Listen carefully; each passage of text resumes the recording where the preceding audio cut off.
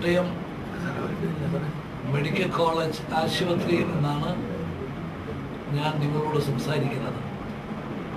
ഇന്നത്തെ നിങ്ങളുടെ പരിപാടിയിൽ ഞാൻ പങ്കെടുക്കണം എന്ന് അതിയായി ആഗ്രഹിച്ചിരുന്നു.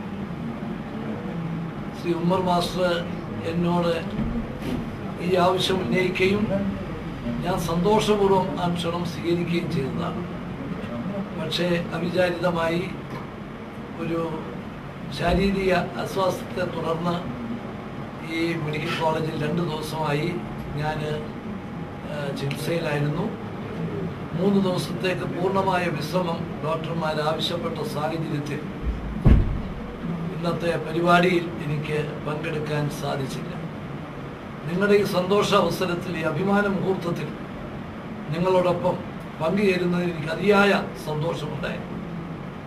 ഞാൻ താമരശ്ശേരിയിലും സമീപ പ്രദേശങ്ങളിലുമൊക്കെ വർഷങ്ങളായി പല പരിപാടികളിലും പങ്കെടുത്തിട്ടുണ്ട്. നിങ്ങൾ എത്രമാത്രം നിങ്ങൾക്ക് സ്വന്തമായൊരു താലൂക്ക് ഉണ്ടാകണം എന്നാഗ്രഹിച്ചിരുന്നു എന്ന് എനിക്ക് നേരിട്ട് അറിയാം.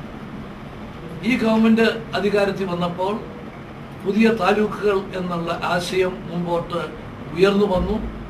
അവിടെ UDFൻ്റെ ഭാഗത്തു നിന്ന്, UDFൻ്റെ MLA ശ്രീ ഉമ്മർ മാസ്റ്ററുടെ ഭാഗത്തു നിന്ന് ഈ ആവശ്യം ഉയരുകയും അതിൻ്റെ അടിസ്ഥാനത്തിൽ സംസ്ഥാന ഗവൺമെൻറ് പ്രഖ്യാപിച്ച 12 താലൂക്കുകളിൽ ഒന്നായി താമരശ്ശേരി താലൂക്ക് പ്രഖ്യാപിക്കുകയും ചെയ്തു.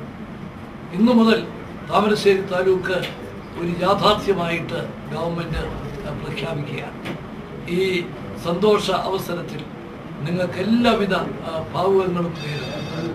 മലയോര കർഷകരുടെ ഒരു ആവശ്യം അംഗീകരിക്കാൻ സാധിച്ചതിൽ ഗവൺമെൻറ്റിന് വളരെയധികം സന്തോഷമുണ്ട്.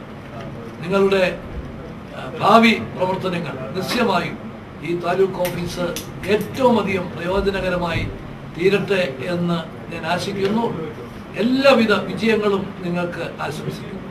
താലൂക്ക് ഓഫീസിനോടനുബന്ധിച്ചുള്ള മറ്റ് ഓഫീസുകളുടെ കാര്യത്തിലും ഗവൺമെൻറ് ഏറ്റവും വേഗത്തിൽ തീരുമാനമെടുക്കും എന്ന് നിങ്ങളെ അറിയിക്കാൻ കൂടി ഈ അവസരം വിനിയോഗിക്കുന്നു.